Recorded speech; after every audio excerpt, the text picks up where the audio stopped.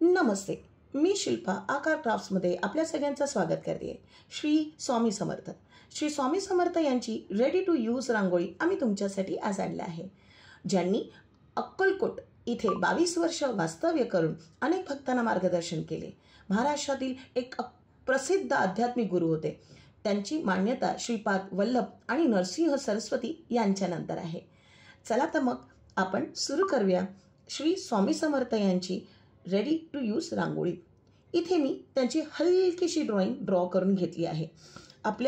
आमच्या आजूबाजूस भरपूर दिवस झाले, म्हणजे श्री स्वामी समर्थ यांच्या प्रकट दिनापासून चैत्र शुद्ध तृतीया तिथीला ती साजरी केली जाते आणि त्या दिवसापासून त्यांच्या पुण्यतिथीपर्यंत भरपूर पारायणे किंवा भरपूर अभंग कीर्तनं तुम्ही आजूबाजूच्या परिसरात ऐकलेच असतील. त्यामुळे मला सुद्धा प्रेरणा मिळाली की आपणही त्यांची एक रांगोळी नक्कीच बनवू शकतो आणि म्हणूनच इथे मी माझा छोटासा प्रयत्न प्रस्तुत करत आहे. हलकीशा ड्रॉ करून झाल्यानंतर 175 मायक्रॉनची OHP शीट मी इथे घेतली आहे. 100 मायक्रॉनची पण OHP शीट मिळते बरं का, आणि तीही तुम्ही घेऊ शकता, पण मी प्रिफर करते 175 मायक्रॉनची OHP शीट.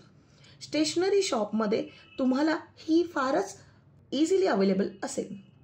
आता बरेच जण हा प्रश्न विचारतात की हा पेपर कोणता आहे, हे कुठून आलं, ते कुठून आलं. सविस्तर माहिती मी माझ्या व्हिडिओमधून देण्याचा तुम्हाला प्रयत्न करत राहील. तुम्हाला तरीही काही डाऊट्स असतील तर आम्हाला कमेंट्समधून नक्की विचारा. आता ही ड्रॉइंग तुम्ही कुठून काढली, कशी काढली?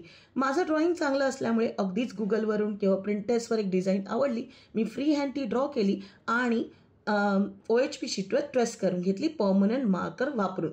जर तुमची ड्रॉइंग चांगली नसेल तर तुम्ही डिरेक्टली ती इमेज डाउनलोड करून घ्या किंवा अगदी तुम्ही स्टेशनरी शॉपमध्ये जा जिथे प्रिंटआउट मिळतात, त्या लोकांना सांगा की ही इमेज मला डाउनलोड करून A4वर प्रिंटआउट हवी आहे. ते लोकही तुम्हाला मदत करतील आणि A4वर ब्लॅक अँड व्हाईट प्रिंटआउट काढून देतील. ती प्रिंटआउट घरी आणा, 175 मायक्रॉनची OHP शीट आणा, ज्याच्यावरती परमनंट मार्करने अशी ट्रेस करून घ्या आणि ट्रेस करून झाल्यानंतर आपल्याला 50-50 प्रमाणात, म्हणजे 50 प्रमाणात पाणी आणि 50 प्रमाणात फेविकॉल घेऊन मिश्रण बनवून घ्यायचं आहे. हे मिश्रण आपल्याला राऊंड ब्रशने आपल्या OHP शीटवर लावून घ्यायचं आणि हलका रांगोळी त्याच्यावर जसं मी टाकते आहे. जर तुमच्याकडे फिलर नसेल तर हाताने टाका हो, काहीही इश्यू नाही. आणि अशी झटकून काढायची, हलक्या हाताने पेपर दाबून अशी झटकून काढायची, म्हणजे जी रांगोळी ना OHP शीटवर स्टिक होणार नाही ती व्यवस्थितरित्या झटकली की आरामशीर त्यावर एक्सेस रांगोळी पडून जाईल. आता त्यानंतर पहिला लेअर मी मारून घेतला. दुसऱ्या लेअरच्या येल्लो नंतर मी हा ऑरेंज शेड त्याच्यावर टाकला आहे, म्हणजे शेड आपल्याला अगदी परफेक्ट शेड मिळून जाईल. आणि अशा प्रकारे मी नंतर, म्हणजे बॅकग्राऊंड व्यवस्थित झाल्यानंतर दुसऱ्यांदा परत ब्लॅक कलरची शेडिंग करत आहे. फारच सोपं आहे ही OHP शीटवर किंवा रेडी टू यूज रांगोळी बनवायची. आता भरपूर आमच्या फॉलोअर्स आहेत, व्ह्यूअर्स आहेत, ते हे सांगतात की डायरेक्ट काढली तरी पण चालेल किंवा इझिली आहे ते. हो, तेही इझी आहे, पण रेडी टू यूज रांगोळी बनवली तर तुम्ही दर गुरुवारी तुम्हाला परत तीच रांगोळी काढायची गरज नाही आहे. परत तुम्हाला रांगोळीचा सगळा पसारा घेऊन बसायची गरज नाही आहे. तुम्ही दर गुरुवारी स्वामीच्या पूजेच्या दिवशी आणि जेव्हा तुम्हाला असं वाटेल की स्वामींची पूजा करायची आहे तेव्हा तुम्ही ही रांगोळी मांडू शकता, हो की नाही. यावर्षी 31 मार्चला म्हणजे सोमवारी स्वामी समर्थ प्रकट दिन आपण साजरा केला आणि त्यांची जयंतीही त्यावेळेला होती.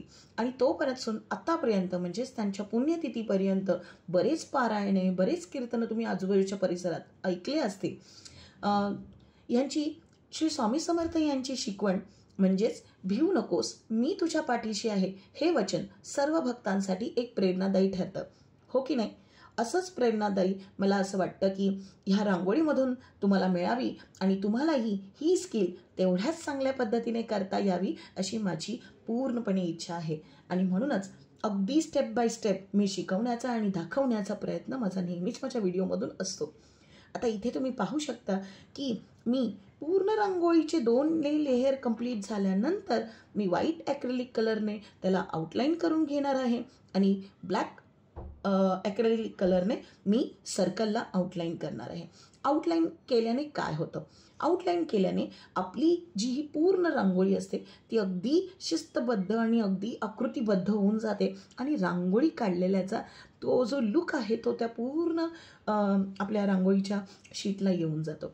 आणि इथे पहा आपली रांगोळी रेडी आहे. आता या रेडी झालेल्या रांगोळीला आपल्याला वापरायचं कसं आहे किंवा ठेवायचं कसं आहे किंवा कट कसं करायचं आहे. आता ही रांगोळी झाल्यानंतर तुम्हाला जर आयडिया येत नसेल की कुठे कुठे कट करायचं आहे तर हलक्या पेन्सिलने तुम्ही त्याच्या बॉर्डरला असे डॉटेड लाईन मारून घ्या किंवा जिथे जिथे तुम्हाला कट मारायचं आहे तिथे तुम्ही कट मारून घ्या, जेणेकरून तुम्हाला कट करायला इझी जाईल.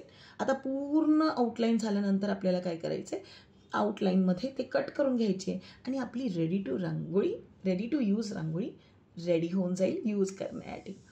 आता आपण ह्या रेडी टू यूज रांगोळीचा म्हणजे स्टोअर कशी करायची, ठेवायची कशी. मी नेहमी सांगितलं आहे आपल्या घरात बरेच बॉक्सेस येत असतात, आपल्याकडे बऱ्याच अशा बॅग्स असतात किंवा अशा फोल्डेबल बॉक्स असतात, तर त्यामध्ये तुम्ही ही तशी ठेवा, याला काहीही होणार नाही. फक्त एवढंच आहे की त्यावर खूप सारे पाण्याचे डाग किंवा पाणी पडता कामा नये, कारण जशी रांगोळी आपण वापरली आहे त्यामुळे रांगोळीवर जसं पाणी पडल्यानंतर ती खराब होऊ शकते, तसंच मला असं वाटतं या रेडी टू यूज रांगोळीवर सुद्धा पाणी पडलं तर नक्कीच ती खराब होऊ शकते. आता इथे पहा मी अगदी हळूहळू काम करत आहे. जवळपास मी ही रांगोळी एक 45 मिनिट्समध्ये रेडी केली आहे बनवून. आणि खरंच आहे आता तुम्ही पाहू शकता की बनवून झाल्यानंतर मी तिला व्यवस्थितरित्या सुकवायला ठेवली होती. एक 15 ते 20 मिनिटांनी सुकून झाल्यानंतर काहीशी अशा प्रकारे मी अगदी थोडीशी बॉर्डर ठेवून मी त्याला कट करून घेत आहे. कट करून झाल्यानंतर काय होईल ना, आपल्याला ती ठेवायला वापरायला फार इझी जाईल. आणि नेहमीच आपण A4 शीट अशी ठेवली तर ते चांगलं दिसणार नाही आणि म्हणूनच त्या डिझाईनच्या अगदी आउटलाईनवरून तुम्ही ती कट करून घ्या. तुम्हाला आमचा हा व्हिडिओ कसा वाटला, ही रांगोळी कशी वाटली आम्हाला कमेंट बॉक्समधून नक्की कळवा. आणि हो, जर तुम्हाला व्हिडिओ आवडला असेल तर जास्तीत जास्त लोकांपर्यंत शेअर करा आणि आमच्या चॅनलला सबस्क्राईब जरूर करा. आणि हो, आमचा हा चॅनल जास्तीत जास्त ग्रो होण्यासाठी तुमचे व्ह्यूज, तुमचे कमेंट्स आमच्या चॅनलला नक्कीच पुढे नेऊ शकतात. तुमचा एक व्ह्यू, तुमचं एक सबस्क्रिप्शन आम्हाला नवीन नवीन डिझाईन, नवीन नवीन रांगोळी बनवण्यासाठी किंवा नवीन नवीन क्राफ्ट बनवण्यासाठी नक्कीच मोटिवेट करू शकता. आणि म्हणूनच मैत्रिणींनो, तुमच्या जास्तीत जास्त सपोर्टची आम्हाला गरज आहे. तर इथे आपली रांगोळी बनवून रेडी आहे. दर गुरुवारसाठी श्री स्वामी समर्थांच्या पूजेसाठी तुम्ही ही रांगोळी नक्कीच वापरू शकता. भेटूया अशाच काही नवीन नवीन आयडियासह, नवीन नवीन रांगोळीसह, नवीन नवीन क्राफ्टसह येणाऱ्या व्हिडिओमध्ये. तोपर्यंत क्राफ्ट करत राहा, ड्रॉइंग करत राहा आणि रांगोळी जरूर बनवत राहा. श्री स्वामी समर्थ. धन्यवाद.